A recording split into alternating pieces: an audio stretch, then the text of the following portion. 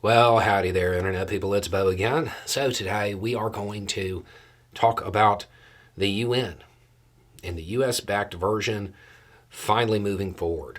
As I understand it, it looks like it will come up for a vote tomorrow. And we're going to go through what that means because a number of questions came in, and we're just going to kind of go through it. And this is one of the questions. I remember you saying the U.S. had its own UN ceasefire proposal. They're submitting it. The people who are acting like this is the greatest thing since sliced bread are the same people who said the ICJ would matter. You said it wouldn't, and you were right. I know you're sick, but also know you'll still make videos. So can you give us a no BS learning to play the poker game summation? Does this stop the fighting? Okay, so this proposal, it does call and put support behind an immediate ceasefire tied to the release of people, because I know people are going to ask. Those two things go together. There's a whole lot of other stuff in it, but that's the key part. Does it stop the fighting? No, but, and it's a big but, it's not like the ICJ. The ICJ, it was a piece of paper. It doesn't stop fighting. This is different. The UN has a whole lot more levers to pull. The odds of getting an enforced ceasefire, where the UN actually authorizes military action to enforce a ceasefire, that is super unlikely. Israel is a nuclear power. That is incredibly unlikely. But there are a bunch of other levers to pull.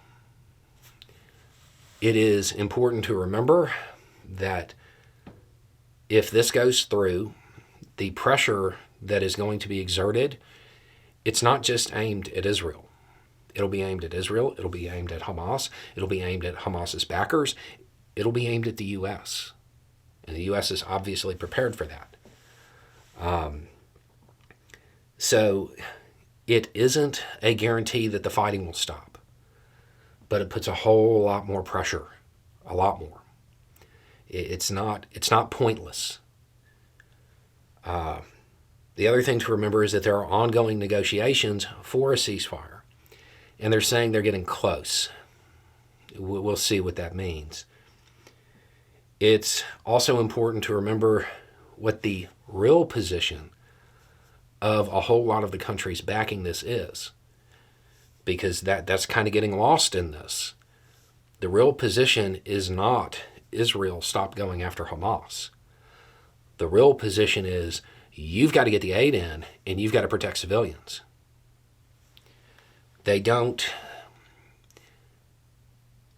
Many of the countries wouldn't care if Israel continued to pursue a campaign against Hamas, as long as civilians were protected and the aid was going in. It's important to keep that in mind as well.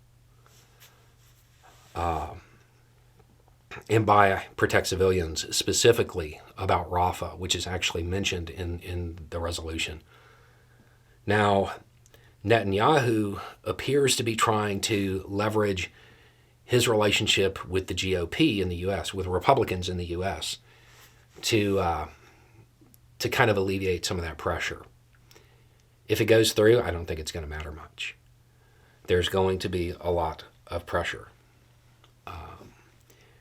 So it is not like the ICJ, but it is also not this passes and everything stops and they stop fighting.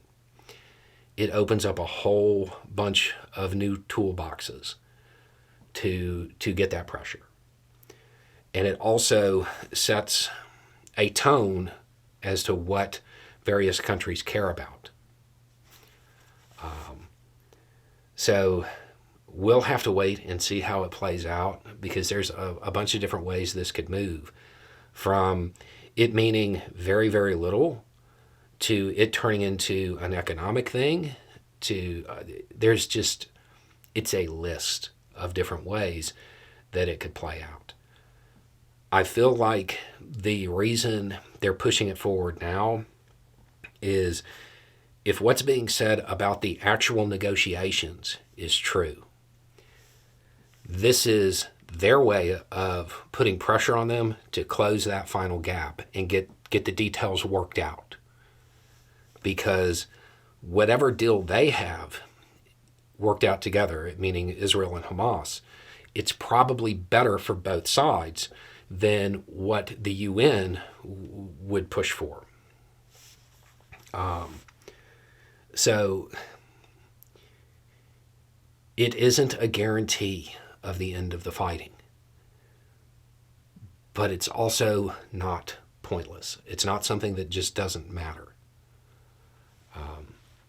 There's a big difference between it not mattering and it leading to the immediate ceasefire that it's calling for.